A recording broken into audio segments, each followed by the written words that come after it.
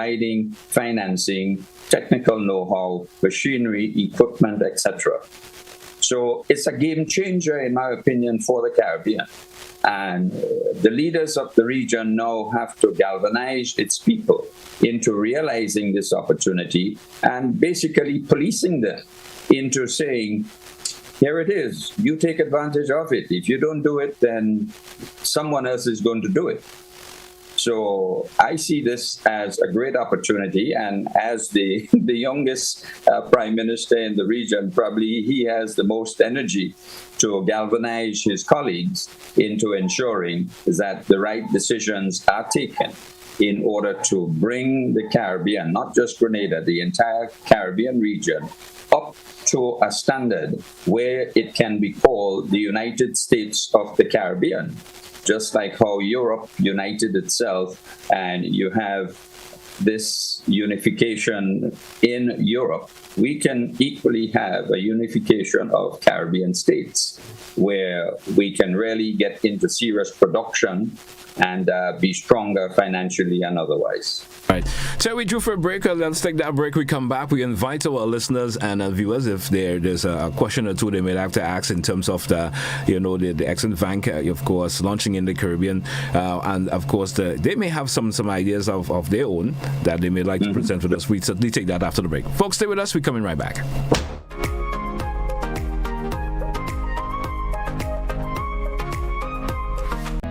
NIS, our team proudly works to support the evolving needs of Grenadians. We have made some changes to our operations and want to keep you informed. Firstly, we are happy to introduce the new unemployment benefit. This benefit will provide an insured person with 50% of his or her former income in the case of sudden unemployment. To support this benefit and other benefits we offer, it was necessary to increase the contribution rate. The contribution rate will increase gradually each year until it reaches 16% in 2031. As always, the contribution will be split between you and your employer. The pensionable age will also increase from 60 to 65 years. This increase will also be gradually reaching age 65 in 2029. Pensioners will continue to be eligible for a pension from age 60, but will receive a reduced payment. The NIS recognizes that the prices of basic customer goods are increasing globally. Therefore, we are happy to also increase the weekly minimum pension payment by 25%. Finally, we have adjusted our survivor's benefit payment to a percentage of the age pension minimum. Widows, widowers, and dependent parents will receive 100% or $58 weekly, while children will receive 50% or $29 weekly of the deceased's pension. We are here to make the transition to these new changes as clear and simple as possible. If you have any questions on how these changes impact you and your family, please contact our new informational hotline at 440-6647 or visit www.nisgrenada.org. Thank you for allowing us to be your social security provider. Spice Up returns to the Esplanade Mall courtyard. Spice Up the Esplanade. Every Wednesday and Friday from 4 p.m. to 6 p.m. Spice Up the Esplanade. Your all-in-one Spice Mass event. Get a taste of everything Carnival. From music to mass to food to fashion. All things Carnival in one place. Esplanade Mall, July 7th to August 11th. Don't you miss it. Welcome back, listeners and viewers. It's to the point for today, Wednesday, the 9th day of August. And with me this morning is Mr. Terry Forrester. Mr. Forrester, good morning and welcome back, and all the best. Thank you. And certainly we'll be having a good morning. This segment is where I invite our, of course, listening and viewing audience of it. If you do have a question or two that you may like to ask Mr. Forrester, you can feel free to go ahead. Let's go to the phone line, entertain our first caller. Caller, good morning, welcome. Good morning, sir, and morning to Mr. Forrester. Good morning. Yeah, well, first of all, I'm glad to see that there's a government that's trying to recognize the people in the diaspora. Because for years now, I'm promoting the people in the diaspora, Grenadians, and horticulture are the backbone of Grenada, and tourism come number 3 position. For instance, I'm giving you two little simple. If barrels and so forth for 3 months stop coming from the diaspora, we're in problem. Money from MoneyGram to support our people here and Western Union. That is it. So from now on, I would like to see billboards and boards markings with sponsors of diaspora sponsorship. Something on the airport, welcome to the diaspora, development, something, cooperation, whatever. All right, and this is very good. The next thing I want to think, this thing with the African thing, I think is a good thing to explore. And one of the things I knew of, there's a factory in Africa, if we can get that here, because in our fishing industry, these boats, we are using so much of ropes and all over the Caribbean. You know, that factory is making rope from blogger, fig trees, all banana trees. That is what they're making rope from. And we, as even simple people with backyard gardening, we have a lot of these plants that is cut and go to waste. So this could be one of the important factory in the Caribbean, because we're using a lot of ropes here and we have a lot of banana trees. Thank you.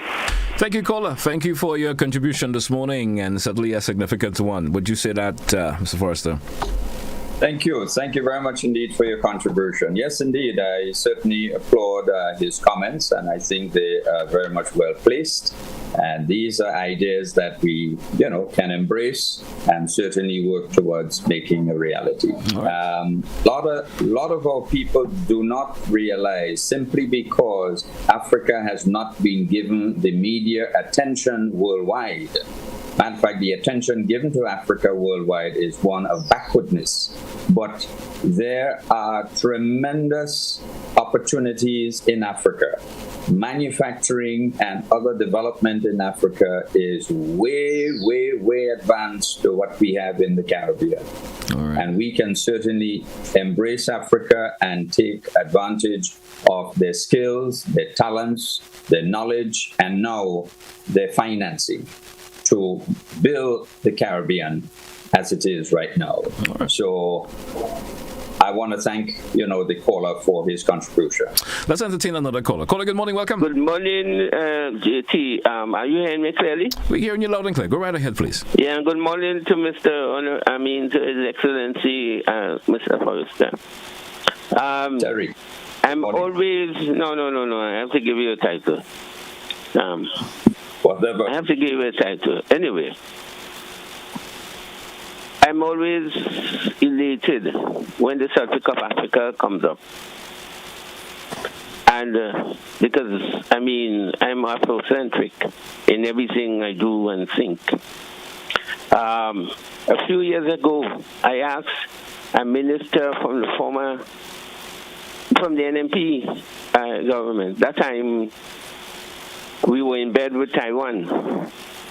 I asked him, right in the Minnesota complex, I asked him, what are we doing? What moves are we doing to forge links with Africa, particularly West Africa?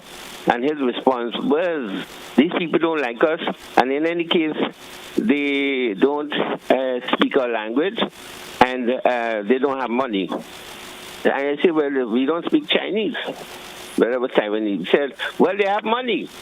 So at least I'm glad that we are moving in the direction which is most natural to us, our African brothers and sisters. So, Mr. Forrester, I heard you mention about the lack of exposure in terms of media. I hope now that we begin to forge these links, that we would have maybe side by side with BBC. We will have one of the African networks, as we have with China. We have Chinese news in English. I hope we will have that. We'll make a concerted effort.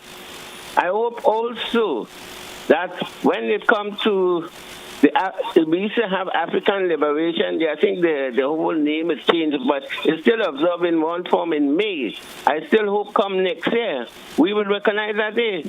I still hope that we would find a way to have a language, whether it's Kiswahili or Yoruba, one of that. When a few years ago, I need to say this. A few years ago, again, I asked the principal of TAMCC, who was bragging that we are teaching Chinese now at National College. I asked him, okay, fine, no problem. Are we going to teach any African language or even an Indian Hindi or so? No. And these are the natural folks that we need to, get closer to. But you see, again, maybe it would help us to set up a department in TAMCC of African Studies. There's so many things that we are ignorant about. I am saddened at the silence of people in this part of the region in relation to what is happening in Africa, whether it's in Niger, whether it's in Sudan, or even in the Congo. We need to have an idea. We have a hands-off approach because the Western media, particularly the BBC, CNN, and all the whatever, and then have us in the sky. Anyway, I could go on, but I'm glad that I'm happier. When the law was passed in Parliament, I rejoice. We need more connection. We need to think about, we used to, under the revolution, we had students gone. Some of these people are still in the system or they're about to retire. But like forest people, and so they went to study in Tanzania and Kenya. We need to intensify that and have the exchange. There's so much, instead of monkeying ourselves, trying to become European and maybe Chinese and whoever it is. Thank you. Thank you, caller. Thank you for your contribution as always. Anything you wanted in response, Mr. Forrester? Yep. I want to thank the caller. I know he has always been passionate about Africa and the environment, etc. But he is correct. He is absolutely correct. There's no reason why we cannot have the study of, African studies in TAMCC and forge a closer relationship and bond with Africa. It's our motherland. And this is a step in the right direction. As Prime Minister Deacon Mitchell indicated, in November, there will be a homecoming diaspora from Africa into the Caribbean. This, therefore, is the beginning of great things to come. And I look forward to this opportunity because the diaspora office in Grenada certainly has to, work towards embracing this opportunity and educating and updating the Grenadian public. He spoke about having the voice of Africa on our medium. This is another area that the Office of Diaspora Affairs has to certainly work towards accomplishing. So there's just so much that we can do from this simple, well, I call it simple, but it's a major historical feat, which is the establishment of this bank in Barbados. But this is the stepping stone for us to re-engage with Africa in so many different ways. In culture, in education, in finance, in development, in manufacturing. I think the sky is the limit with this opportunity. And as Prime Minister Deacon Mitchell indicated, this is a time for collaborative efforts on the part of all leaders. And I hope and trust that CARICOM will consider appointing him as the lead Prime Minister to galvanize the efforts and to galvanize the vision and the energy and the coming together in taking advantage of what Africa can provide, not just to Grenada, but the entire Caribbean. He has the energy. Let's entertain another caller. Caller, good morning, welcome. Good morning, sir. Good morning to Terry.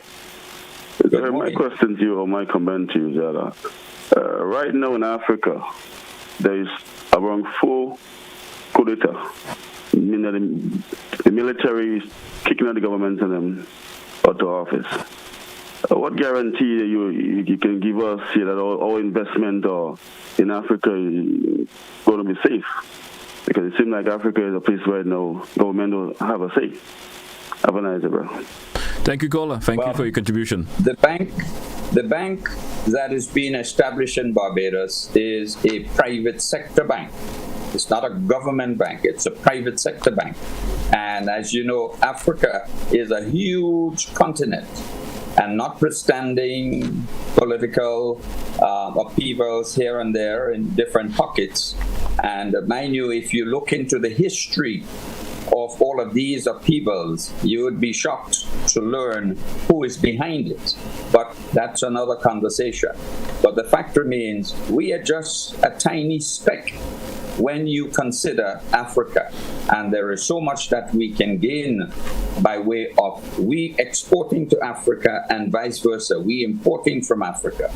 So this is a great opportunity for us to embrace and to take advantage of. And the collective efforts of each and every government leader and its peoples in the region is critical to the success and development of this historical initiative that has been launched in Barbados, which is a CARICOM branch of the Fixing Bank from Africa, launched in Barbados. Caller, good morning and welcome. Good morning. Are you hearing me? We're hearing you loud and clear. Caller, go ahead with your contribution. Good morning. Yes, the foundation of this bank, is a fulfillment of one of the prophecies of our great leader, Marcus Garvey. Let me quote from him very briefly because there are other callers who want to get in. He said in 1919, we say that if Africa is good enough, England, France, Italy, Belgium, then Africa ought to be good enough for the Africans scattered all over the world. In addition to what I have just said, it is my feeling that the establishment of this new bank will perhaps improve West Indian unity and the need to a rebirth of Federation West Indies. Thank you very much and have a good day. Thank you, caller. Thank you so much also for your contribution this morning here on To The Point. Yes, indeed. GT, the other area that we can benefit significantly from Africa is our sea and air transportation. Yes. You have lots of huge airlines operating in Africa, owned by governments. So if we can develop a route from Africa to the Caribbean, it is no longer than flying from here to London. It is probably a bit less. It may be about 8 hours or so from Africa, Nigeria, or one of these countries, to the Caribbean. I mean, we have to understand the enormity of Africa. It is huge, one of the largest continents in the world. It is huge. We only have to connect with just one country in Africa, and that one country alone can be of enormous benefits to the entire Caribbean. All right. But here it is. We have the entire continent to our disposal now. All right. And that certainly can bring significant benefits, not only to Grenada, but to the Caribbean as a whole. So we almost stop for time. Any closing comments before we take a wrap this morning? Well, I just want to say that this is, a historical moment for the Caribbean. And the message which Prime Minister Mitchell had echoed in Barbados, which is the collective efforts of the leaders of the region, is fundamental in moving forward. Once there can be synergies and energy put towards advancement of this opportunity placed in Barbados for the Caribbean, I think we would have greatness moving forward. So I want to thank all those who had the vision and the energy and the leadership to make this happen. Prime Minister of Barbados, of course, played a key role, and the geopolitical shift is very much evident. And I just want to say we are blessed, we are grateful in Grenada to have a young Prime Minister with the energy that can assist the other leaders in the region in galvanizing the efforts from Africa to the Caribbean. I want to see better air and sea transportation at reasonable costs, so that we can reconnect the region and export and trade improve throughout the region. Terry, I want to thank you once again for taking the time out to be with us on the program this morning. Always and being informative in terms of the information that you share. I want to thank you so much for being with us this morning once again. Thank you. Thank you very much, and thank you to all your listeners and callers, wherever they may have come from, and do have a great afternoon, well, morning, but it's pretty rainy out there. Hopefully the farmers are happy. All right. Hey, folks, that's when we come to the end of today's program. Thanks once again who contributed some way or the other. You sat home, you listened, and thank you so much for that. Those of you who are called in, and still a lot of calls coming, but we will not be able to accommodate because we come to the end of today's program. Thank you once again. Have yourself a great day. Be good to yourself and others, and all the best. That's when we come to the end of today's program. To the point. Goodbye, folks.